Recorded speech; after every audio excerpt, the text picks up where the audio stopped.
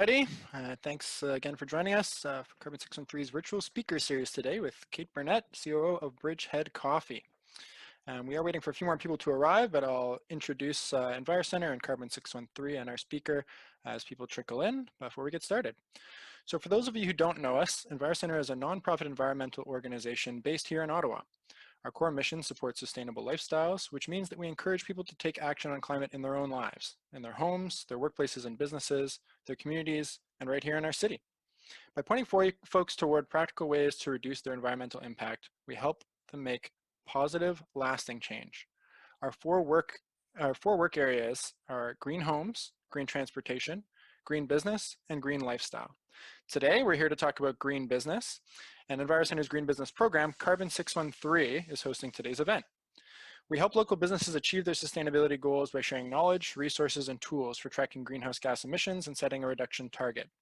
Carbon 613 is also a part of a network of Green Economy Canada hubs with more than 275 member businesses across Ontario and partner programs in Edmonton and New Brunswick. This allows us to provide a broad support with a local focus. Our virtual speaker series will host a fresh guest each month and cover a variety of topics related to business sustainability. We'd like to thank Green Economy Canada network sponsor today, the Cooperators, for supporting today's event. For more info, you can visit www.envirocenter.ca/greenyourbusiness. And to stay up to date on future speaker series events and other wonderful things coming from EnviroCenter and Carbon 613, please sign up for our newsletter. We'll be posting links in the chat so it's easy for you to find. A few more logistical notes before I introduce today's speaker. Please note the session is being recorded and may be shared online after the event. Please keep yourself muted during the presentation portion so that everyone is able to hear Kate speaking. And we'll be monitoring questions in the chat box. So please type them there and we'll bring everything forward to Kate at the end for a question and answer period. And there may be an opportunity to ask questions live as well, depending on timing. So our speaker today began with Bridgehead in 2017 after moving back to Ottawa with her family. Kate actively pursued a role with the organization based on its commitment to people, farmers, suppliers, customers, and staff, as well as the local community and the environment.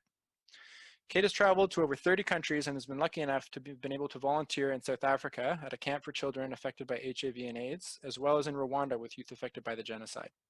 She believes that using innovative business practices to make a positive impact is the most efficient and effective way to change the world.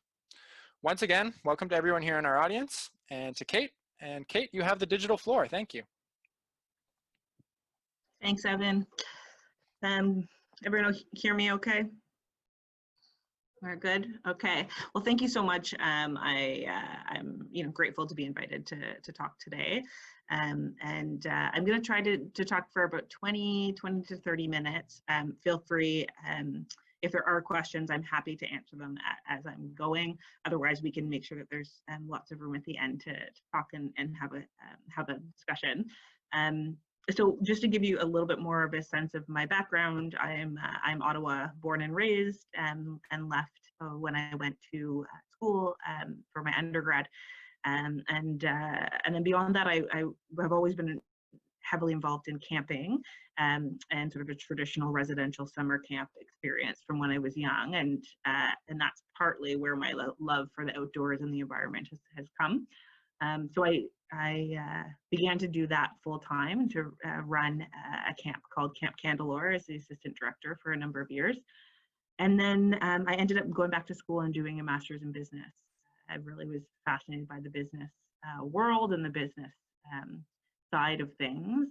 And so, but I really knew that although business was important to me, the idea of giving back was equally so.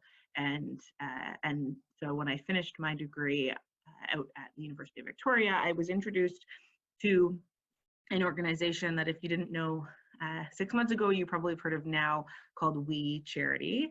And I started there on the Me2We side, so the social enterprise side, and was there for about 7 years in Toronto. And really my main role there was building up the retail arm of their business or their social enterprise. And so really hands-on, specifically working with women, Maasai mamas, so women in Kenya who make handcrafted beadwork, artisanal products, and opening them to a market in North America.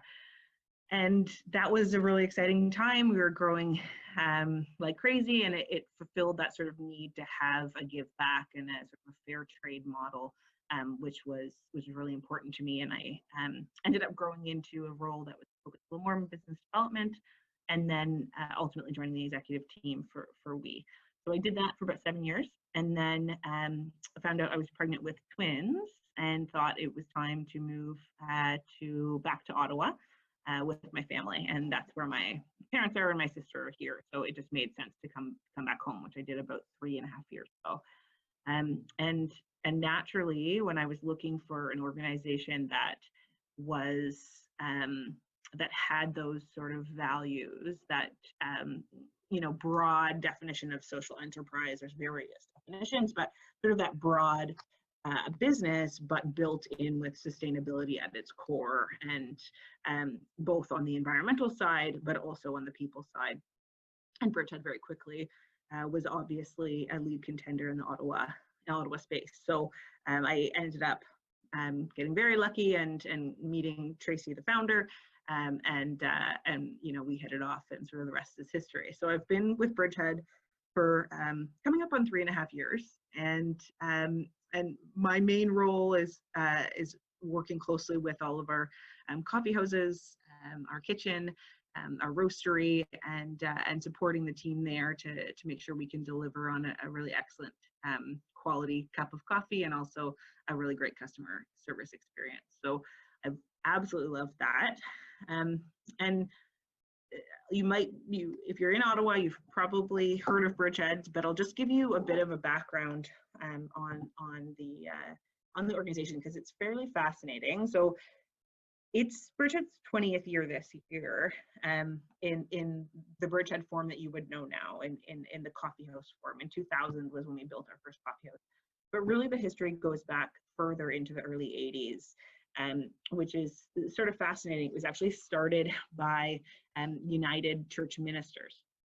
So there were 2 Canadian missioners in Nicaragua in the early 80s, and this was when the US embargo on coffee, well, the embargo period, but affected coffee in Nicaragua, came into play. And so sort of overnight, Nicaraguan coffee farmers all of a sudden lost their opportunity to bring their coffee to market, and then of course their livelihood.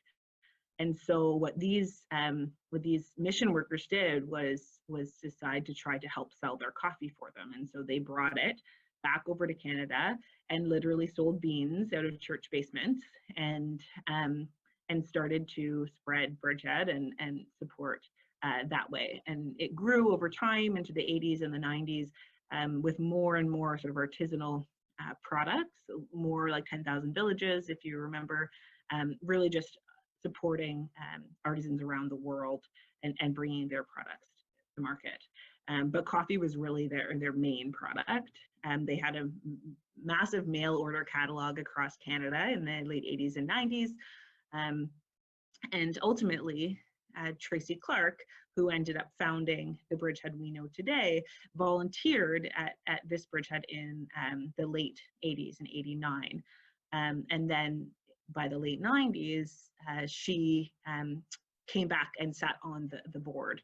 And at that time was owned by Oxfam. It was sort of a social enterprise for Oxfam, but was struggling, and really it was hard to see a viable way forward for the organization. And so Tracy was tasked with sort of wrapping it up and handing it back over. But as she looked into it, she really felt that there was a business case for putting coffee into the cup, and focusing again on that sort of fair trade, organic product, high quality, that really but doing it in a coffee house form. And so ultimately, although the board sort of disagreed that was the direction that they were comfortable going, they gave her the ability to purchase the name and the best of luck with that. And so ultimately that's what happened. So she bought the Bridgehead name in '99, and in 2000 we opened our first coffee house on Richmond Street. and from then have built about one a year. So we're at 19 right now, including a roastery and a scratch bakery kitchen just off of Wellington Street, and have really grown the team that way as well. And so, but the roots of where it all started, and the values are, again, what interested me in coming here, but are also what are pervasive throughout the organization from 2000 all the way until 2020. And so I guess from 1980s till 2020. And so really that sort of fair trade, but beyond that, just caring about people. We say we care about great coffee, people, and the planet. And really that people side from our staff, our customers, our neighbors, our community, of course, the coffee farmers, our suppliers. And then on the environmental side, you know, we purchase organic coffee, which, you know, organic people are very familiar with, which really helps with the health of the environment, but of course, health of the farmers again, which is, we've remained true in the organization over the last 20 years. And as a result, we attract staff who are very committed to these values, and they're really passionate about it. So it's created this climate and this atmosphere of, you know, really, you know, activist and passionate staff that really care a lot. And that's been sort of a interesting recipe to be able to grow the organization to what it is. So I'll just talk a little bit about some of the practices that you might be familiar with that we focus on right now in our coffee houses, and then maybe some that I think are even more interesting that you might not be familiar with, and then just a couple of the challenges, and again, happy to open that up for conversation and questions, because we're always learning and there's lots more to do. But one of the main focuses that we have is just about reducing, so reduction, for as much as possible, because for what we can't, well, just fundamentally, it's easier to just reduce versus actually lowering, making things less bad. So ultimately, you know, we strongly encourage, and again, COVID has made this a little bit challenging at the moment, but people to bring in their own mugs, and just to try to avoid the disposable as much as possible. We heavily incentivize it, significantly more than the actual costs of the cup. Last year we ran, around this time, we did a promotion around bringing your own mug, and every time you did it in that month, you got a little ballot that you could fill out to win coffee for a year. And that was sort of in October, and roughly our, just to give you a sense, our percentage of people that come into our locations, again, pre-COVID, were about 10% of them, 8 to 10%, would bring their own mug. So I'm not sure whether that's good or bad. I think it's somewhat higher than normal, but ultimately when we ran this campaign, we were able to get it up to almost 20, almost 25 in some locations. And so that was something that just showed how, you know, we really wanted just to help people set new habits, because ultimately something as simple as bringing your own mug allows, makes a significant difference, as many people drink coffee every single day. But actually an incentive that was very exciting for thousands of people, which is amazing, wasn't actually that costly for us. And so part of how we are constantly looking is how can we innovate in those kind of ways that are that win-win. Customers, you know, get to have their own mug, they get a discount, etc. They're incentivized by a fun contest, but then of course the impact on the environment is lessened. Excuse me. Other things that we focus on is, you know, we've always really made sure that the availability of dishes, ceramic, you know, so for when people do stay in, we provide for here where, and that's been part of the hospitality piece as well. But you know, it's different when you drink out of a ceramic mug, and that's important to us, but it's also about just reducing the disposable nature of the business.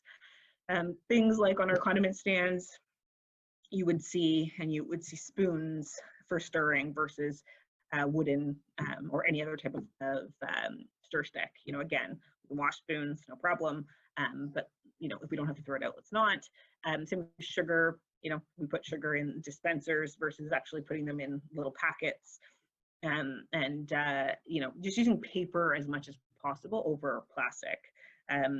You know, we used to have a compostable plastic, but a plastic sort of to-go bag for anyone that was buying multiple things. But the reality was, we just sort of decided a year ago, do we really need that? Do people really, if they really need their own bag, they'll probably bring one with them. Ultimately, if they're in a bind, you know, we have a paper bag that's sort of an appropriate size. So let's just stop at offering even a compostable plastic, because the odds of it actually getting into the right spot to actually be properly composted are low.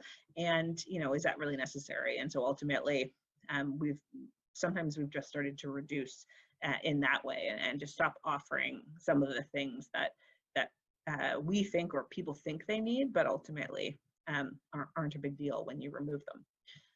So those are some of the reduction pieces. The other pieces are sort of when we can't fully take things away or reduce, then how do we lower the impact? And so, you know, from the early days, we've carried BPI certified compostable products, or salad containers, or coffee cups, etc. You know, our coffee bags right now are just fully paper, so fully compostable.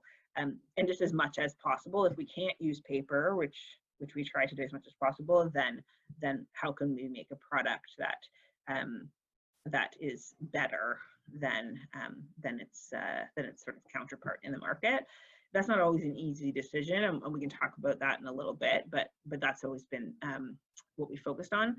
And then again, some of this just feels like second nature, but waste streaming. So, you know, in all of our coffee houses, of course, having garbage and both kinds of recycling, but then also having compost, and that's an additional business cost that we just feel like is sort of imperative, but is unique in the space.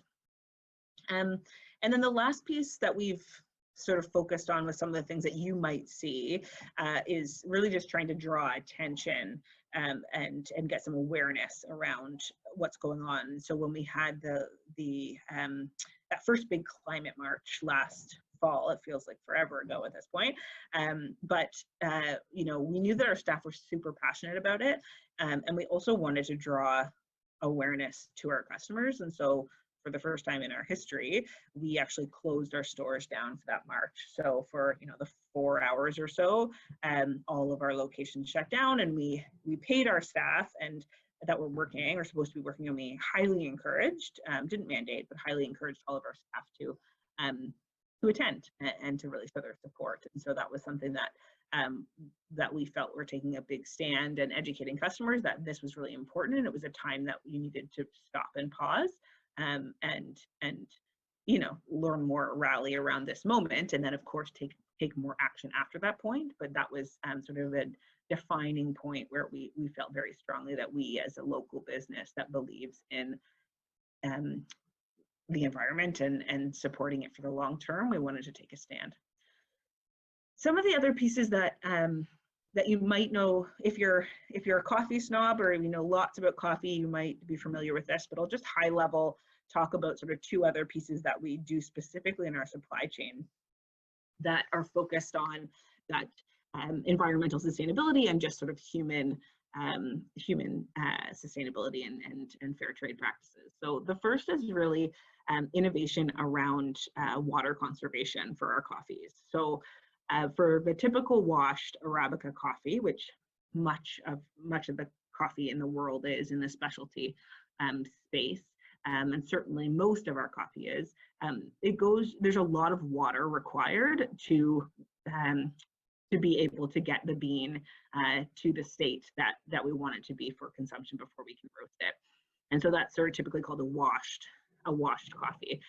So what we've been doing is more and more we've been leaning into two other types of coffees. So honey processed coffees and natural or dry coffees. And And basically the big difference is not in the bean, but it's the process by which the bean is harvested and then produced. And so again, wash sort of uses the most amount of water because it removes everything off of the coffee cherry through depending on how sophisticated, but either through a big bucket of water or through more sophisticated methods, but using tons of water that are required to get the actual flesh and the actual cherry off of the bean.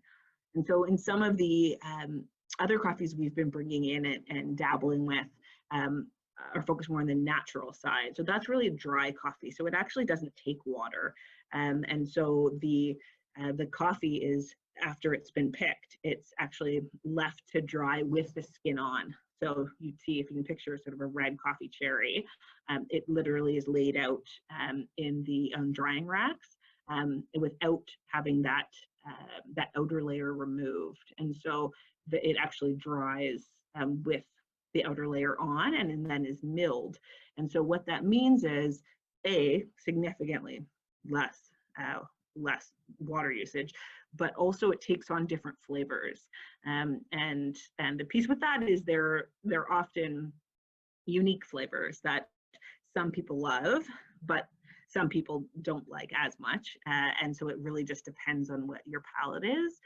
But ultimately, there's been a lot more innovation in the world with natural coffees and getting that to be of a much higher quality.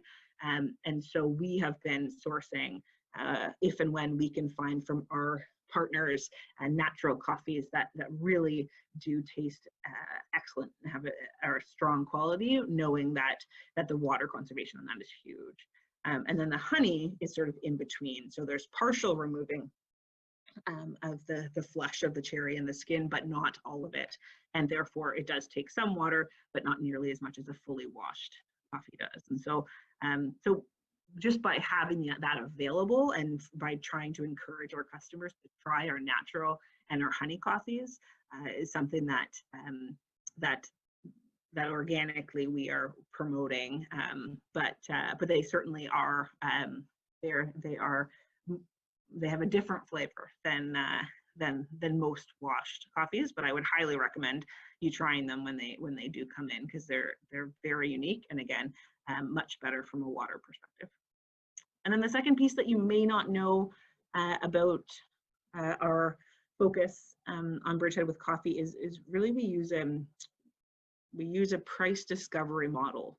And really what that means is, well, first of all of our coffee is certified fair trade.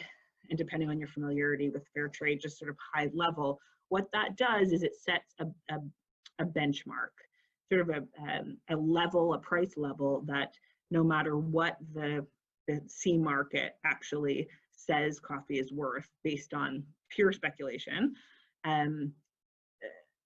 the fair trade enforces that there is a minimum through which you can buy coffee for.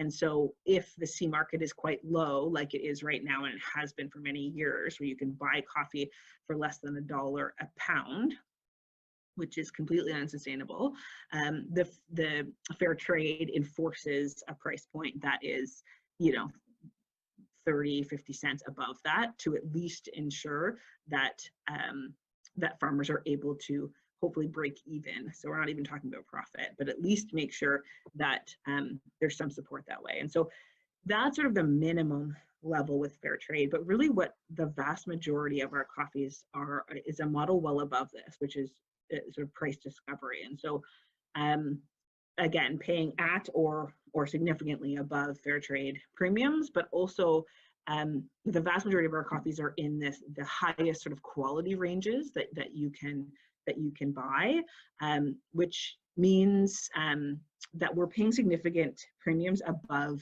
the market rate, and therefore encouraging the farmers that we work with, because about 90% of our coffees we work with farms directly. So have a direct relationship with the co-op or the farmers who produce that coffee. And so what it does is encourage them by building sort of a sustainable relationship that, you're rewarded for the higher quality coffee that you produce. And so financially, we're able to support them by providing higher premiums, which allows them to invest more into their farms. And again, as a result, produce higher quality coffee the next year, and to dabble in some of these other more innovative solutions around agriculture and environmental sustainability that otherwise farmers that are being paid the C-level market, there's no chance that they'd be able to actually be investing sustainably into the long-term health of their farm. And so that's another piece that we really focus on. So I'm going to wrap up in just a second and throw it over to everyone else for questions if you have them. But really, I would say that's sort of the history of Bridgehead and our focus around the environment. I would say right now, my focus really is on sort of the impact, impact over intention idea that, our intentions are that we want to do the best that we possibly can for the environment within, of course, the parameters that we have in ensuring that we're a sustainable business, but really knowing that, every organization, nonprofit, for-profit, are limited, and especially now with the pandemic, limited in certain ways from a funding perspective. Just really focusing on, if you have all these amazing initiatives, which are the ones that are truly providing the most amount of impact for the, in your environmental footprint, and sort of doubling down on those versus doing a whole bunch of different things that have sort of, something, but have medium impact. And so that's sort of top of mind for us right now is figuring out what are those initiatives for Bridgehead that have the most impact that we can focus on, and other ones that might be important, might make sense to stay around anyway, but ultimately just from sort of the 80-20 principle of making sure that we're maximizing the difference that we can make with the limited resources that we have, making sure that we are really laser focused on that. And the other piece there is technology and science are changing, and so really trying to commit to assessing every 2 or 3 years what's the latest and greatest, and some of the reasons why we might have done something 15 years ago might not apply. The compostable piece is right now something that's very interesting, and what actually happens when a compostable product goes into a green bin or the garbage or recycling, and understanding how do we have the most bang for our buck, and are investing in the type of programs and reductions and all those pieces that will have the most impact. So I'm going to stop there and throw it over for anyone that has questions or discussion points, and I'm all ears. Thank you very much, Kate. That was great. I learned a lot about Bridgehead actually that I didn't even know, so that was fantastic. Really good information. I see we do have a couple questions in the chat. If anyone else has any questions that they've thought of, feel free to post them there, or I can kind of turn things over to the crowd to see if anyone wants to speak up themselves, but I'll start with the ones that have been posted there. So first of all, thanks Aaron for joining us. He tuned in a bit later, so he's hoping he didn't miss anything off the top about this, but he wanted to know a bit more about what Bridgehead's doing right now to reduce its carbon footprint at locations around the city, and if you've considered introducing on-site renewable energy generation at all as a method of mitigating your footprint. Hi, Aaron. Thanks. Yeah, I sort of went through a high-level list of the initiatives that we focus on. I can just riff over a couple of them, but I'm also happy to send you a bit of a sense. So it's things like really reduction being the main piece of what can we focusing on for here mugs, ceramic dishes, simple things like having spoons, not wooden stir sticks that get thrown out, using paper as much as possible over plastic, and then if and where possible, when we do need to use plastic, right now we use BPI certified compostable products like for our salads, etc. Waste streaming in our shops, so making sure that we have garbage, recycling, and compost. And then other initiatives like drawing attention to using our voice when appropriate, and over social media channels, the climate march, etc. And I won't go into detail, but there's lots of innovation in the coffee space in terms of working with farmers and encouraging the use and the sale of sort of natural and honey processed coffees over washed coffees, which naturally reduces the water impact on the processing. Yeah, and of course we did go over a lot of that in the presentation, certainly. Oh, did someone chime in there? Sorry, Aaron, so there was a follow-up question about, have we considered, what was it? On-site renewable energy generation.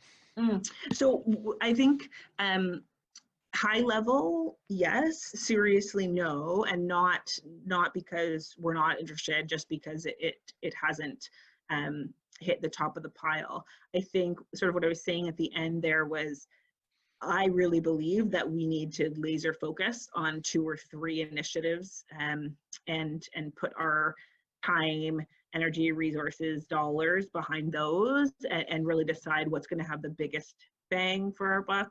You know, one of the things I didn't talk about, but when we look at the coffee industry, one of the biggest carbon footprint pieces is milk, right, is dairy. And so, you know, one of the roles that we actively play is encouraging people to try milk alternatives. And although they do cost more than the subsidized dairy milk, ultimately we try to keep them at a price point that is you know, not too scary, to encourage people to try it, because that's another huge piece in the industry. So what are those big initiatives that really would change the game, and focus on those? So that could be one of them. That's great. Thank you for that answer, Kate.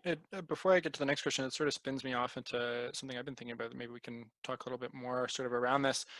Bridgehead obviously has lots of locations around the city, as opposed to some businesses in our sort of Carbon 613 network that have maybe one facility or fewer.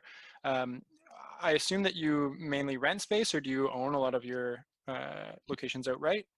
We rent them. So all of them are leased. So do you find it's challenging to approach things like energy, sort of like space heating, electricity use, power consumption? Is it more challenging to approach that when you are in a position of a tenant, or is that not really a part of your focus? Yeah, I would say it really depends on the building and the contract. So some partnerships that we have with landlords, utilities and all those pieces are sort of in some ways out of our hands, are part of the bigger building. But most, I would say, we're responsible for those pieces. You know, air conditioning, you know, all those, the types of units that we use. There's certainly some sway that we have, and then it just comes down to how do we justify it and how do we figure out the case behind it financially, and then there's some flexibility there for sure. Definitely. Well, it's definitely something that we have had our members talk a little bit about with us when they're renting spaces. They do sometimes feel like it's a little out of their hands, as you put it, and sort of in the building's lap. But I think it's important for business to think about the space that they're occupying and using, even if it's not within their direct control. And it's really interesting to bring up that conversation around renewable energy and those kinds of options for the future. Yeah. Sorry, go ahead. So the only thing I would add on that is, with space in the coming 18 months, right? Where, you know, I presume there will be quite a bit of vacancy. I think as a potential tenant, there is potentially more leverage in theory, to have those kind of conversations that maybe a year ago weren't on the table. You know, what are other ways, if rent is non-negotiable, what are other ways that could be negotiated, and would be the only piece of advice I would suggest. That's a great point, Kate, and definitely something that I encourage any tenant business to do, is talk to your landlord about your energy use, your bills, waste, anything that is sort of within their control or that you have some impact on, and then talk about it when you're signing a new lease. I think that's great advice. I'll scroll down to the next question here that we saw in the chat. This one is from Laura. She pointed out that she noticed it's come out in the past few months. She's been seeing evidence that reusable mugs are just as safe as plastic and disposable containers. She's wondering if Bridgehead is considering switching back to the program anytime soon. And I could maybe bridge onto that a bigger question about has the pandemic and sort of the new reality that we're all adapting to impacted sustainability in other ways at the organization beyond obviously the reusable mugs, or are there ways that it's helped with sustainability, aligned things, or are there ways that they've sort of presented challenges to each other? Yeah, great questions.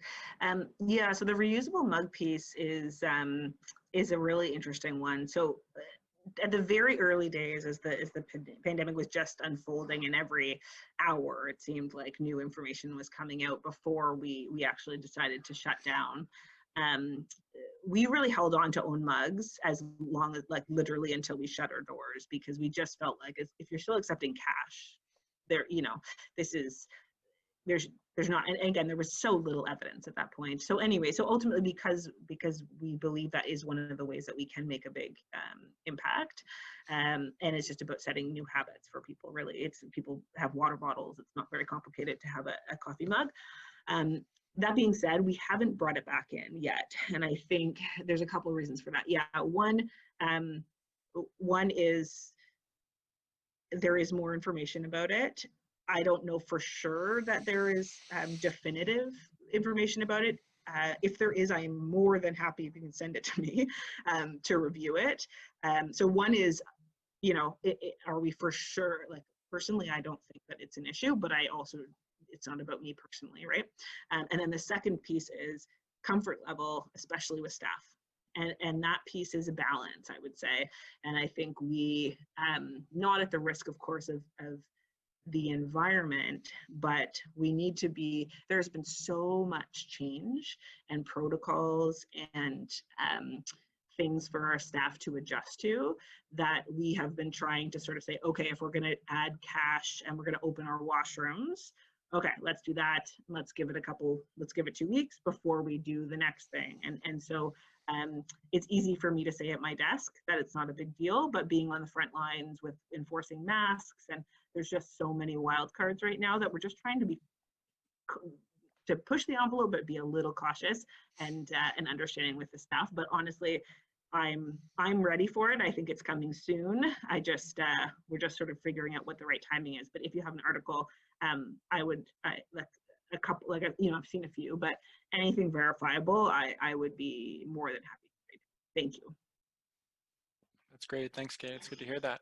Something I'd definitely like to see back in the places that I frequent, but obviously I'm frequenting fewer. So Yeah. I totally respect businesses need to sort of play at their own pace and figure things out. And there are still a lot of question marks up there. So we appreciate all the businesses out there navigating the situation as best they can and still trying to include sustainability wherever they can in terms of their operational planning. So that's fantastic. Mm-hmm.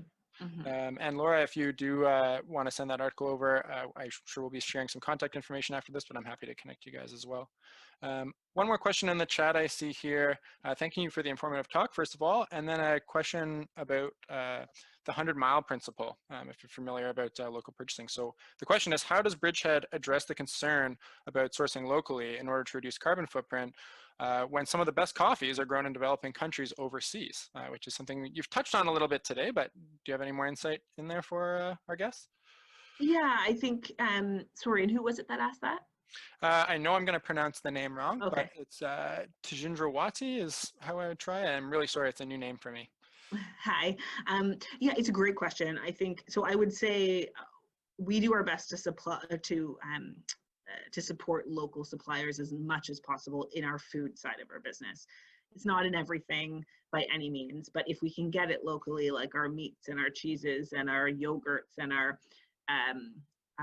greens, our honey, then we do. It's good. I think it's smart economic principle, but it's also not necessarily more expensive. So it's actually it can be a win-win depending on the situation. That being said, coffee grown in Canada is a non-thing. Really, the reality is to get the quality of coffee that that we pride ourselves on. There is a very specific altitude that's required with very specific temperatures. And again, those are around the equator, basically, is roughly where you're looking to get the highest quality coffee. And so at this point, that's sort of where we're limited for sure. And where one of those things around, how there are certain parts of our business that are challenged for sure by our footprint. So how do we figure out how to control the pieces that will have a big impact and are possible to control, knowing that we're in the coffee business, we're going to do it organically and avoid fertilizers and support fair trade. But in terms of actually having coffee, that's sort of a non-negotiable. But ultimately, I think the reality is about where you can control, doing your best to provide and support local as much as possible. No, that's a fantastic answer. I mean, in our sort of, on the other side of EnviroCenter's operations, our individual sort of lifestyle sustainability advice that we often give is to do what you can. Everybody's in a different situation, and that applies to businesses too. Certain business operations may include a little more travel, for example. Certain business operations include having a fleet on the road. Knowing where and when you can pull those levers to make reductions is really, really important. So it sounds like you're doing that where and when you can. Yeah, and I mean, the only thing I would add, because it was sort of part of a question earlier that I didn't answer, just about the impact of during COVID and what it has done environmentally. And I think, for us, we don't do a lot of we don't do a lot of travel. We're mostly in Ottawa. Our two roasters typically each travel once a year to various origins, but otherwise, we don't do much travel. But we were purchased by Aegis in January, who is based in Toronto. And so I was starting to do more travel to Toronto, monthly. And this has been a perfect example of where it's like, you really do not need to do that. Like it really, and for me, it was just Ottawa to Toronto, typically a car, which isn't great, but it's not an airplane. But when you think about, I think that's one of the biggest long-term impacts in a positive way, not for airlines, but for the environment, is that the dollars and time that go into traveling and the environmental impact, I just don't see that recovering, and I frankly don't think it should, to the extent that it was. Again, less so for us, but I think in just bigger business world, I think that is going to be one of those silver linings from this. I totally agree, and I hope for the same. I mean, I think it is a lesson that a lot of companies have been forced to learn. Some that were sort of already exploring remote working and improved video conferencing, in your example, were better positioned to weather the changes that came around in March than some others that hadn't maybe taken those steps yet. So it's definitely great to see that as we are all learning the lessons together, for better or worse, we can take some of those silver linings and carry them forward. If anyone on the line is wondering, if you are traveling between Ottawa and Toronto, if that does become a thing, the Via Rail train is the most carbon efficient way to do it. If you're looking for some information about that, we can point you to some resources. But anyone on the line who's wondering, that's the best way to travel back and forth. Beat the plane and beats the car. That is, I didn't know that. That's awesome. So that seems to be all the questions we have in the chat. Our guest did point out that it's still probably a great balance to be supporting those farming communities around the world as a form of ecological justice, which I also think is a really key point in the sort of buy local, and obviously around coffee, it's a whole different question. We do have a little more time, so if anyone else has any questions, feel free to unmute your mic and say hello, and we'll give you the floor, or post something else in the chat. I have another quick question, I guess, that I sort of took down just based on some reflections that I've had with other members. You mentioned that you pursued employment at Bridgehead based on their values. She sort of listed out. Would you say that that's something that you see relatively commonly? Is it uncommon? Does it happen at all levels, mainly at management, maybe staff? It's something that I've heard from another Carbon 613 member, actually. IKEA Ottawa says that they're seeing an ever increasing number of job applicants who have questions for them around their sustainability. So it's definitely something that I've heard in some sectors is a drive for people, and obviously it was a drive for you. What are your thoughts on that? 100%. I think we we do what we call sort of an induction training after our staff, all levels of staff have been with us for 3 months after they've sort of settled in. And then it's usually a talk with Tracy or myself of just sort of, again, a little bit of what I talked about today, the why, who we are, our background, but also our core values and the culture and around hospitality, our philosophies. But ultimately, we always ask people what brought you to Bridgehead. And why do you stay? What brought you here, and then why do you stay?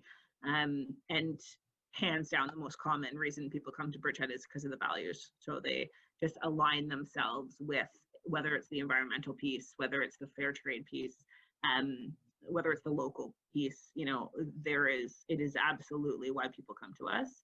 And then why they always stay for the people, the community. So I think it's fairly standard in organizations, either a reason to stay or not to stay, but luckily for us to stay. But for sure, at all levels, I think I'm just a big believer in, I like business. I like the idea of something sustainable, profitable, but I do not believe that you can't do that without having a positive impact, whether it's your supply chain, your, everything, your environmental side. I just think there's no reason not to build something that has strong values. Again, even if you're looking at it just from a business perspective, it attracts smart people that are really passionate. So even just for that alone, if that's all you want, I would highly recommend it, but for sure it's a driver for us.